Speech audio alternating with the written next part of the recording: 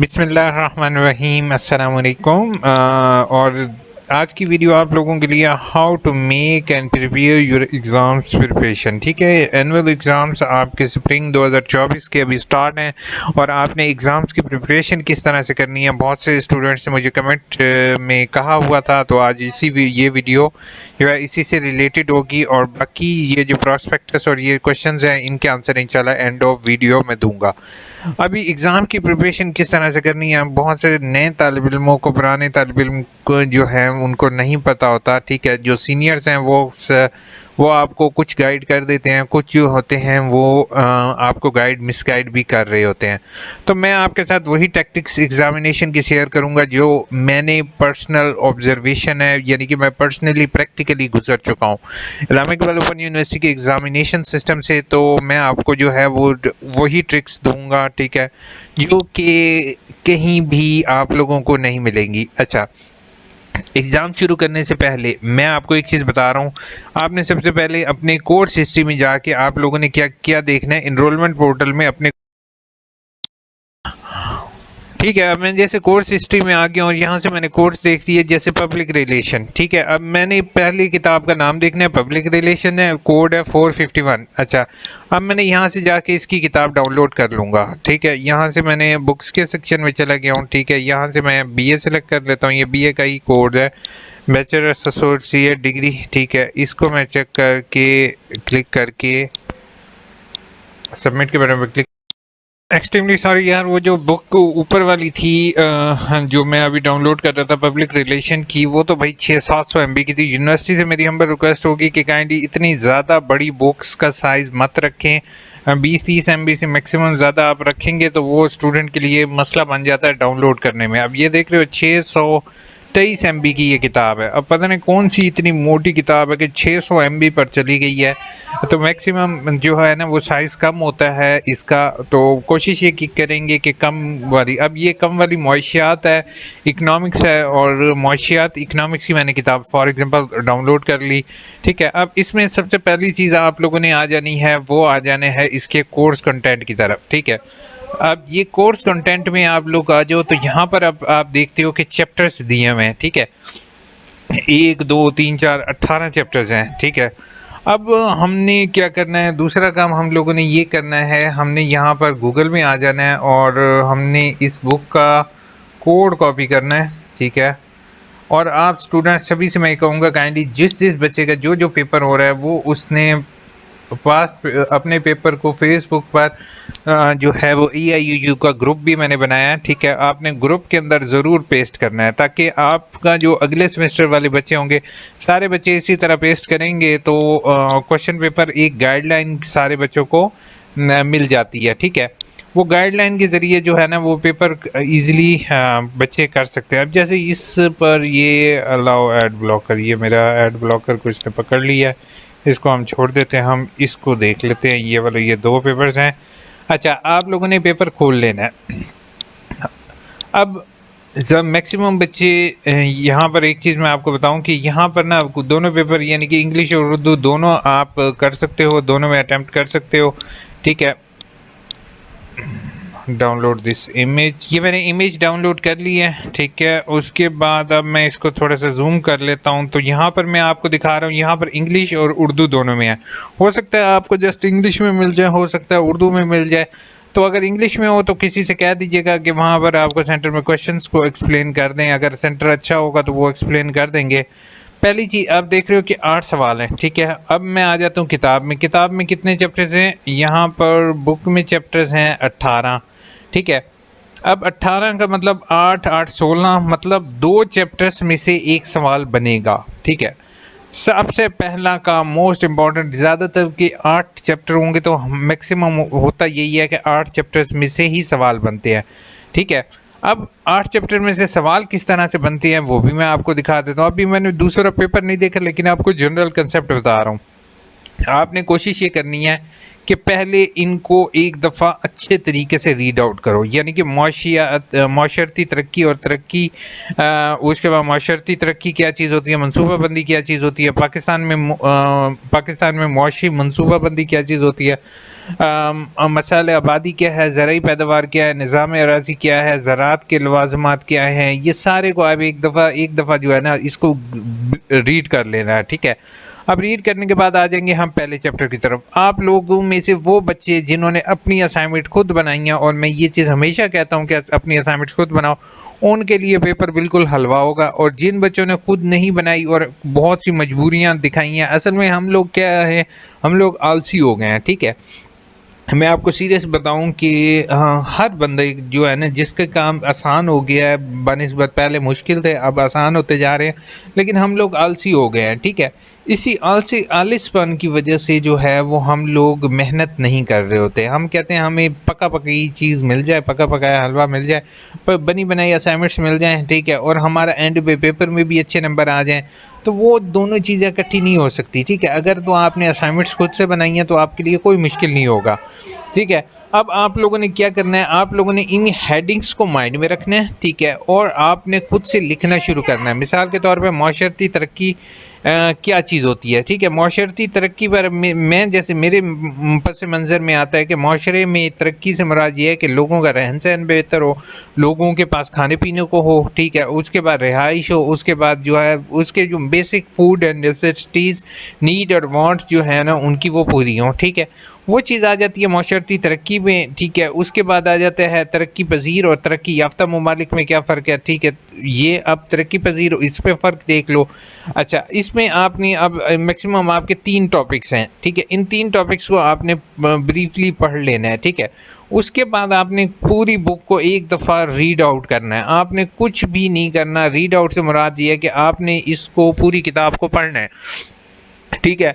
और आप लोगों ने अपने पास हेडिंग्स बना लेनी है। अब इस किताब में तो मोस्टली किताबों में हेडिंग्स बनी होंगी, लेकिन कुछ किताबें ऐसी होती हैं कि जिनमें हेडिंग्स नहीं बनी होती। अब पेपर में सवाल क्या आएगा, पेपर में कभी भी ये नहीं आएगा कि इसकी तारीफ़ लिखो, इसके बारे में जो इसका एग्जैक्ट किताब में क्या लिखा हुआ है, बिल्कुल एग्जैक्ट किताब में। अब पेपर में सवाल ये आ सकता है तरक्की पजीर और तरक्की याफ्ता ममालिक में क्या फ़र्क होता है, इनकी खसूसियात बयान करें। अब ये एक सवाल मैंने आपको दे दिया है, ठीक है।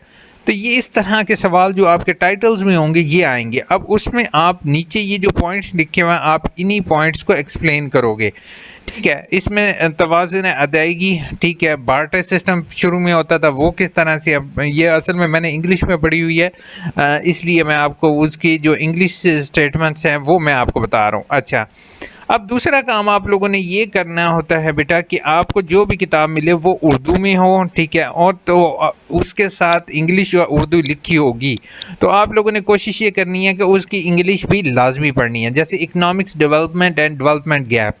अब जैसे आपके पास शॉर्टकट टाइम है और आपके पास कल जैसे पेपर है और आपको इतना नहीं नॉलेज कि सर मैं पूरी किताब नहीं पढ़ सकता हूँ, तो मैं उन स्टूडेंट्स के लिए ये कहूँगा कि वो कोशिश ये करें, ठीक है, कोशिश ये करेंगे कि ये जैसे मैं यहाँ पर आपको दिखा रहा हूँ कि यहाँ पर बल्कि पेपर में जो है ना, अब यहाँ पर देख रहे हो माशरती तरक्की के अमल से क्या मुराद है, माशरती अफजाइश को बढ़ाने के लिए अवामिल, ठीक है। अब जैसे ये पहला सवाल आप देख रहे हो कि वो ऑटोमेटिकली अभी मैंने जैसे आपको यहाँ से बताया है कि यहाँ पर इस टाइम एग्जैक्टली यही सवाल पूछा जा रहा है, ठीक है।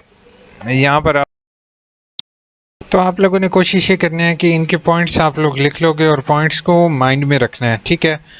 इंशाल्लाह उम्मीद है कि आपके पेपर जो हैं वो अच्छे हो जाएंगे। अच्छा, अब एक चीज़ पेपर में ख़ास तौर पर जो बच्चों के लिए मैं बताऊंगा कि आप ना इंट्रोडक्शन लाजमी लिखें, और तो आप लोग को इंट्रोडक्शन और आखिर में कंक्लूजन लाजमी लिखें, ठीक है। अब एक और चीज़ मैं आपको बताता जाऊँ, जो पेपर का स्टार्ट है, आपने जो अब ट्रिक बताने लगा हूँ, आपने मेरे चैनल या यू इन्फो को सब्सक्राइब किया और मेरी वीडियो आप वॉच कर रहे हो। अब अक्सर लोगों ने शुरू में तो इसने लंबी लंबी छोड़ी हैं, ठीक है, वो अक्सर बंदे सोचते हैं ये कि सर हमें कोई ट्रिक नहीं दे रहे, तो जो वीडियो एंड तक देखता है उसके साथ वीडियो के दरमियान में एंड में ट्रिक शेयर करता हूँ। अच्छा, ट्रिक ये है मुआशियात इन पाकिस्तान। अब आपको पता है मुआशियात इन पाकिस्तान, आपको एक किताब मिल गई है, ठीक है, किताब है, तो आप लोगों ने पहले चैप्टर का पहला पैराग्राफ जो है ना इसको ख़ास तौर पे पढ़ लेना है, ठीक है, और आपने इसी को एग्जैक्टली आपने पेपर के अंदर लिख देना है, ठीक है। जो पस मंज़र ज़्यादातर होता है ना वो हिस्ट्री होती है। कोई भी पैराग्राफ जो कि मईशत इन पाकिस्तान में इस्तेमाल हो सकता है, वो आप अपनी तरफ से भी लिख सकते हो। ये पाकिस्तानी मईशत 1945 के बाद डामाडोल थी, ठीक है। पाकिस्तानी मईशत में जब पाकिस्तान आज़ाद हुआ तो पाकिस्तान के पास ज़्यादातर असासे नहीं थे, ज़्यादातर असासे किसके पास थे? हिंदुस्तान के पास। हिंदुस्तान से जब लोग पाकिस्तान में शिफ्ट हुए तो जो है पाकिस्तान के ज़्यादातर असासे जो इंडिया के पास थे वो इंडिया ने पाकिस्तान को नहीं दिए, ठीक है। तो इसीलिए हमें शुरू में मईशत जो है वो स्टेबल नहीं रही थी, यानी कि कमज़ोर थी। उसके बाद ऐसा ऐसा जो है वो उस टाइम जो कायद आज़म का दौर था वो गवर्नर राज था, उस टाइम सदर पाकिस्तान नहीं होता था, ठीक है। फिर अयूब खान, और अयूब खान का दौर सबसे अच्छा दौर समझा जाता है, ठीक है। वो जो उस दौर में जो है मईशत काफ़ी बेहतर थी।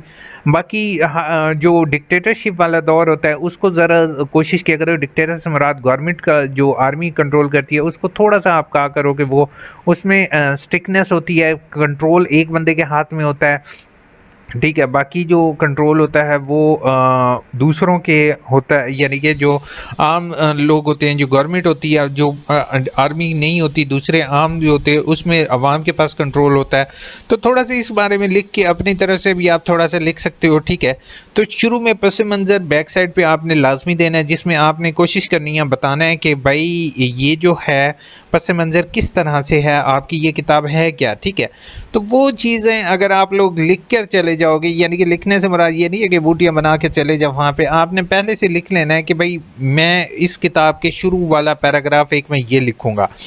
अच्छा, उसके बाद आपने कोशिश ये करनी है कि अब मैंने पहले भी वीडियो में बताया कि पेपर अटैम्प्ट किस तरह से करना है, वो वीडियो आपने लाजमी देखनी है जिसमें मैंने पेपर अटैम्प्ट करने का तरीक़ेकार आपके साथ शेयर किया हुआ है। क्योंकि जो पेपर में चीज़ें हैं ना, पेपर में कौन कौन सी चीज़ों का आपने ख्याल रखना है, ठीक है। यहाँ पर आई थिंक सो वीडियो है पेपर सॉरी लाइव के अंदर आप जाओगे, ठीक है। उसमें मैं लाइव सेशन में गया था इम्तिहान देने का तरीका, इसमें आपने लाजमी सुननी है। आपने कोशिश ये करना है, 5 सवाल हैं, आपने यहीं पर 5 सवाल हैं, 5 सवालों में आपने कोशिश ये करनी है कि पहला सवाल 3 पेजेस से ज़्यादा ना हो, दूसरा सवाल 3 पेजेस से, तीसरा सवाल 3 सफ़ों से ज़्यादा ना हो, चौथा भी। अब टोटल शीटें हैं 15, सवाल हमने करने हैं 5, ठीक है। अब अक्सर बच्चे ये भी गलती करते हैं कि वो ओवरऑल सारे सवाल 8 के 8 करना शुरू कर देते हैं। तो आपके पास 3 सवालों की ऑप्शन होती है, ठीक है। 5 सवाल अगर आप कर लेते हो, 20-20 नंबर का एक होता है, तो 18 नंबर यानी कि 100 नंबर बन जाते हैं।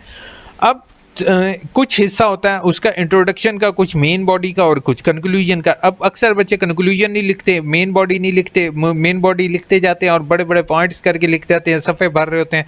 तो सफ़े नो डाउट भरो, लेकिन सफ़ों के साथ साथ मेन जो होता है वो हेडिंग तो काउंट करती है यहाँ पे, ठीक है। हेडिंग आपने अच्छी से अच्छी लिखोगे उतने ही आपको ज़्यादा फ़ायदा होगा, ठीक है। और अगर हेडिंग आप नहीं लिखोगे तो आप समझो इसको, हेडिंग नहीं लिखोगे तो इसका मतलब है कि आप कुछ भी नहीं करो, यानी कि ज़्यादा वो नहीं करो। अच्छा, उसके बाद ये रही बात अफरात ज़र हो गया, ये मेन चीज़ें एक एक दफ़ा पढ़ लो, लेकिन कोशिश ये करो कि जो चीज़ें आप लोग पढ़ोगे उसके ना साथ साथ पॉइंट बनाते जाओ। मिसाल के तौर पर अब पॉइंट्स बनाना क्या चीज़ होती है, अब मैं यहाँ पर चैप्टर नंबर 3 का पॉइंट लिख देता हूँ, तरक्की पजीर और तरक्की याफ्ता ममालिक के दरमियान माशी रख्त। अच्छा, इसमें ये होता है कि दोनों में फ़र्क क्या होता है, तरक्की पजीर कौन से होते हैं और ये कौन से होते हैं, पहले इनकी तारीफ़ें लिख लो। मेन कंसेप्ट आपको पता हो, लिखना आपने अपनी तरफ से है, ठीक है। बाकी फ़हरिस्त में जो है इनके मेन पॉइंट्स जो हैं ये आप लिख। Question paper roll number slip की बैक साइड पर ना या फिर क्वेश्चन पेपर पर ही, आंसर शीट पर ही आप लोग कोशिश ये किया करो, बाकी सवालों में से किसी के कोई पॉइंट आपके माइंड में आ रहे होते हैं तो वो एक जगह आप लिखते जाओ। क्योंकि पॉइंट जिस टाइम पेपर में अगर आपको अचानक पॉइंट माइंड में आता है और वो भूल जाता है तो वो फिर आपको दोबारा याद सम टाइम नहीं आता। तो बच्चों को कोशिश ये करनी चाहिए कि अगर किसी सवाल से मुताल्लिक कोई भी पॉइंट आता है तो आपने वो लिखना है। अब मैं इसको रिपीट करके जस्ट कमेंट्स की तरफ जाऊंगा, ज़्यादा आप लोगों का सर नहीं खाऊंगा। कोशिश ये करनी है आप लोगों ने कि हर चैप्टर को एक एक दफ़ा, आपने पहले बुक को, एक पूरी किताब को एक दफ़ा पढ़ लेना है, ठीक है। पूरी किताब ना पढ़ो तो पहले 5 चैप्टर लाजमी पढ़ लो या आखिरी 5 चैप्टर लाजमी पढ़ लो।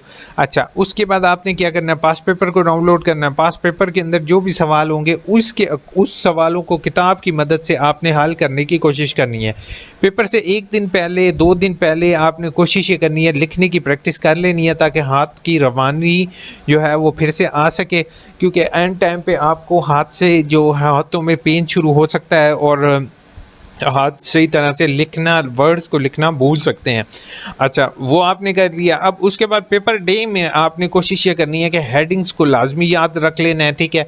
और आपने खुद से हेडिंग भी बना सकते हो, उसमें शामिल कर सकते हो। पेपर में जो पहला पैराग्राफ हो, पहली हेडिंग हो, वो आपने बुक के अंदर से बुक का नाम देख के बुक के टाइटल को एक्सप्लेन कर दोगे, वो भी बहुत है, ठीक है। जैसे मईशत इन पाकिस्तान क्या चीज़ होती है, ये आप टाइटल लिख दो, ठीक है। टाइटल में एक पैराग्राफ इसमें पहले सवाल में लिख दो, तो आपका बाकी चीज़ अगर कुछ भी लिख दो तो वो थोड़ा आपका हो जाएगा। अब पहले में तारुफ हमेशा सबक का लिखो, फिर दूसरे हिस्से में आप थोड़ा सी हेडिंग डालो और उसमें बताओ कि ये चीज़ है क्या, ठीक है। तीसरी अहम आखिरी जो अहम बात है वो आपने कंक्लूजन है। चौथे नंबर पे आपने शीट्स का ख्याल रखना है, 3 शीट से ज़्यादा ना हो, और एक सवाल को आपने आधे घंटे से ज़्यादा टाइम भी नहीं देना, ठीक है, क्योंकि अक्सर बच्चे क्या करते। तो ये टिप्स एंड ट्रिक्स हैं, ठीक है। वीडियो लंबी हो गई थी, बस कोशिश की कि वाइंड अप करूँ।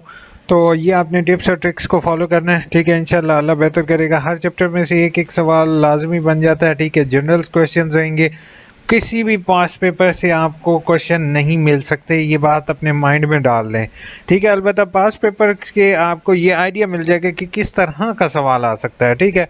अल्लामा इकबाल ओपन यूनिवर्सिटी में एक्सपर्ट टीचर्स, एक्सपर्ट ओपिनियंस जो पर्सनस होते हैं वही पेपर बनाते हैं। ये नहीं है कि कोई भी बंदा ऐसे ही पेपर बना दे और पेपर जो है वो बनने के बाद जो है वो उस टोटल सील होता है, किसी को उसके बारे में कहीं किसी पास पेपर से आइडिया नहीं मिल रहा। अगर हम ऑनलाइन AIU के लिए डिग्री के लिए अप्लाई करें तो नहीं कर सकते हैं आप ऑनलाइन, ठीक है। कोरियर करना ज़रूरी है। पहले यूनिवर्सिटी ने एक दफ़ा किया था ऑनलाइन सिस्टम, लेकिन फिर ऑनलाइन में उन्हें काफ़ी ज़्यादा जो है ना, हमारे पाकिस्तान में 2 नंबरी बहुत ज़्यादा है, ठीक है। तो यूनिवर्सिटी का इसमें कसूर नहीं है, बहुत अच्छा उन्होंने अपनी तरफ से वाइस चांसलर लास्ट जो थे उन्होंने कोशिश की थी आप लोगों के लिए, लेकिन वो जो है ना स्टूडेंट ने जो 2 नंबरी है वो करना शुरू कर दी, फिर उन्होंने इसको ऑनलाइन कर दिया। सर अगर हम BEd हैं और 2017 में मेरे नेम की स्पेलिंग मिस्टेक है वो करेक्ट हो जाएगी? जी बिल्कुल हो जाएगी, आप मुझे मेल कर दें, मैं हेल्प कर देता हूँ।